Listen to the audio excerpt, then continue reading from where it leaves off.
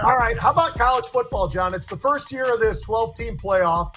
Now we're getting to the real nitty-gritty because we're now down to the Orange Bowl and the Cotton Bowl.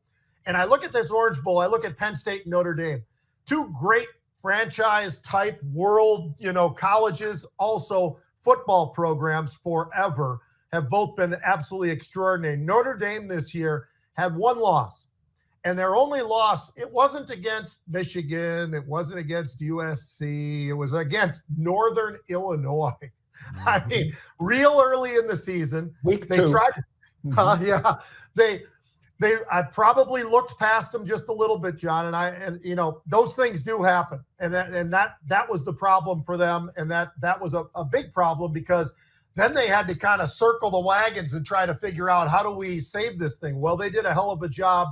That quarterback, John, he's a dual threat, and he's done it. Riley Leonard, he's done a great job. He came from Duke, and his ability to run the football as well as pass really showed in terms of what Notre Dame could do on the offensive side. Their defense is absolutely a shutdown defense. It's going to be an interesting battle. Penn State's got a great quarterback. A lot of people think that if he came out this year, which he could, but he said he's going to stay, Alar, one of the best quarterbacks in the entire game right now. And you start looking around out there, you see a couple other guys that are on the defensive side of the football that look as good as anybody who's come out of Penn State in a while. And that's another piece to the puzzle. They slammed SMU.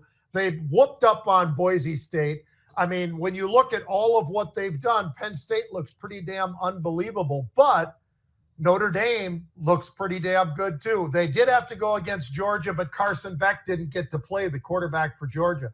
That was a bit of a problem. They got 17 points in 54 seconds during that game that basically iced it for them over Georgia. Should be a pretty good football game. I don't know. Which way are you leaning? Right now, for me, Notre Dame just has something special this year. I don't know what it is. Their coach has gotten Coach of the Year and all this other stuff. I really think Notre Dame's got a heck of a good shot, so I'm going to take Notre Dame in this game with Penn State. I'm right with you, and I think the line should be bigger than 1 or 1.5 Notre Dame favored. I think it should be more, Pete.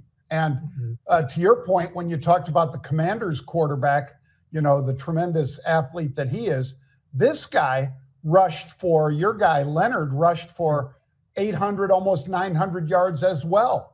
He didn't throw 41 touchdowns like you said, the Commanders quarterback, but he did throw for 18 touchdowns and like 2,400 yards. So he's the real deal. They've scored over 30 points 9 times this year.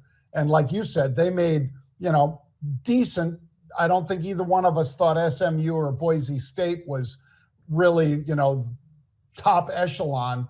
Right. I think there were other teams that could not make it because those guys were automatics. And that's, I don't mean to take anything away from them, Pete. I just mean that I don't think those teams, any of us picking the top 15 would have put those guys in, and they made it into the top 12 because of the way that things were situated. But I think, Notre Dame scored Penn State against those guys, scored almost 70 points against those two schools. I think Notre Dame's a big physical program, and so is Penn State. But I give the edge to Notre Dame by probably 3. Yep. By the way, Riley Leonard, not only a dual threat, but he had 15 touchdowns on the ground. So, yeah, you're right. I mean, the guy could do it in every way that there is.